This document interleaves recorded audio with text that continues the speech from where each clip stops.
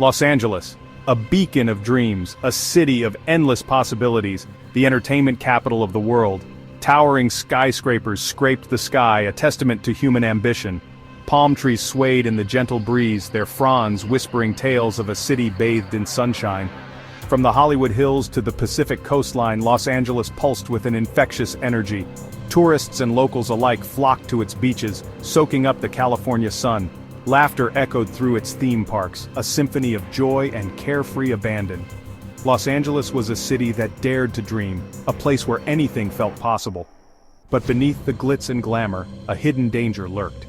The dry Santa Ana winds whispered warnings, their hot breath carrying the scent of parched earth and impending disaster. Wildfires, a constant threat in California's arid climate, loomed large in the city's subconscious. Yet, life went on, the vibrant tapestry of Los Angeles seemingly impervious to the looming threat. The City of Angels, however, was about to face a trial by fire, a test of its resilience and spirit. The flames would come, not as a gentle whisper but as a raging inferno, leaving an indelible mark on the city's soul. October 2024.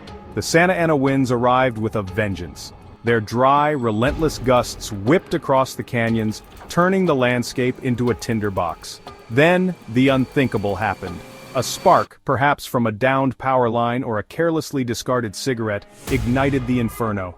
Flames erupted with terrifying speed, fueled by the dry vegetation and driven by the relentless wind. 4 separate wildfires, each given a name that would soon be etched in the city's history. Eaton, Palisades, Woodley, and Hearst tore through Los Angeles. The sky turned a menacing orange, the air thick with smoke. The acrid smell of burning wood and plastic filled the air, a constant reminder of the inferno raging through the city. Panicked residents fled their homes, clutching whatever belongings they could carry. The flames devoured everything in their path: homes, businesses, memories. Firefighters, their faces grimed with soot, battled the blaze with a ferocity born of desperation.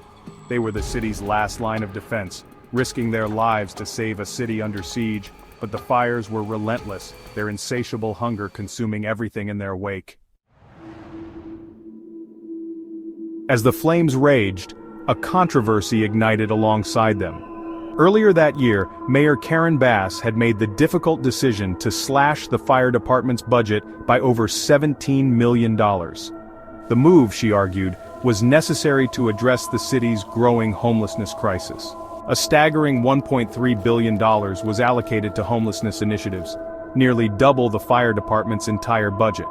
While the need to address homelessness was undeniable, the decision to do so at the expense of the fire department would have dire consequences. Critics of the budget cuts were quick to point out the short-sightedness of the decision. The fire department was already stretched thin, they argued, and these cuts would only serve to further hamper their ability to respond to emergencies. Their warnings, however, seemed to fall on deaf ears. Now, as the city burned, the consequences of those budget cuts became tragically clear. Fire stations were forced to operate with fewer firefighters and outdated equipment. Response times were slower, and the ability to effectively combat the blazes was severely compromised. The fires, it seemed, had exposed a dangerous vulnerability at the heart of the city's defenses. Section 4. Navigating the rubble, the insurance crisis. In the aftermath of the fires, as the smoke cleared and the embers cooled, the true extent of the devastation became horrifyingly clear. Thousands of homes and businesses were reduced to ash and rubble. The fires had left a trail of destruction in their wake, displacing families, shuttering businesses, and leaving the city grappling with an estimated $5 billion in damages. For many, the struggle was only just beginning.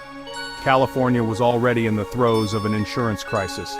Years of increasingly destructive wildfires had forced many insurance companies to either drastically raise their rates or pull out of the state altogether. The recent fires only exacerbated this crisis, pushing the already strained insurance market to the brink. Homeowners and businesses struggled to file claims, only to be met with denials, delays, and inadequate payouts. The insurance crisis compounded the tragedy, adding financial hardship to the already heavy burden of loss and displacement. The fires had exposed a fundamental flaw in the system, leaving many to question whether they could ever truly rebuild their lives. Section 5. Scars on the city, the human and economic toll. The scars left by the fires ran deep, both physically and emotionally. The official death toll stood at a heart-wrenching 53, each life lost representing a universe of grief and unfulfilled dreams. But the true toll went far beyond the numbers. The fires had left an indelible mark on the city's psyche. Thousands of people were displaced, forced to seek refuge in shelters or with relatives. The trauma of losing their homes, their belongings, their sense of security, would linger long after the flames were extinguished. The economic impact of the fires was equally devastating. Businesses were forced to close, some permanently. Tourism, a major driver of Los Angeles' economy, plummeted as visitors stayed away, deterred by the images of a city in flames. The cost of rebuilding, both in terms of infrastructure and lives, was staggering. The fires had exposed the fragility of the city's infrastructure, highlighting the urgent need for investment in fire prevention, preparedness, and response. Section 6.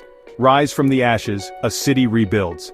Yet even in the face of such devastation, the spirit of Los Angeles refused to be extinguished. From the ashes of tragedy, a spirit of resilience and community emerged. Neighbors helped neighbors, offering food, shelter, and a shoulder to cry on. Volunteers flocked to the affected areas, donating their time and resources to help with the cleanup and rebuilding efforts. First responders, hailed as heroes, continued to work tirelessly, their dedication a beacon of hope in the darkness. The road to recovery would be long and arduous, but Los Angeles was determined to rebuild, to emerge from the ashes stronger and more resilient than before. The fires had been a stark reminder of the power of nature, but they had also revealed the indomitable spirit of the human spirit.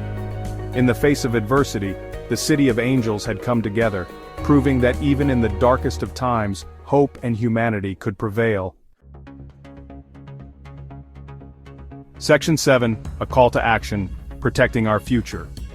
The Los Angeles wildfires of 2024 served as a wake-up call, a stark reminder of the increasing threat of wildfires and the devastating consequences of inaction. As the city rebuilds, it's imperative that we learn from this tragedy and take proactive steps to mitigate the risk of future disasters. This requires a multifaceted approach, one that addresses both the immediate need for fire prevention and response and the long-term challenges posed by climate change and urban sprawl. We must demand that our elected officials prioritize funding for fire departments, ensuring they have the resources and personnel necessary to effectively combat these increasingly frequent and destructive fires. We must advocate for smarter land management practices, such as creating defensible spaces around homes and businesses, and implementing controlled burns to reduce fuel loads. And we must address the root causes of climate change, transitioning to a cleaner, more sustainable future. The Los Angeles fires were a tragedy, but they also present an opportunity for change. By working together, we can create a safer, more resilient future for ourselves and for generations to come. The time for action is now. The future of our cities and our planet depends on it.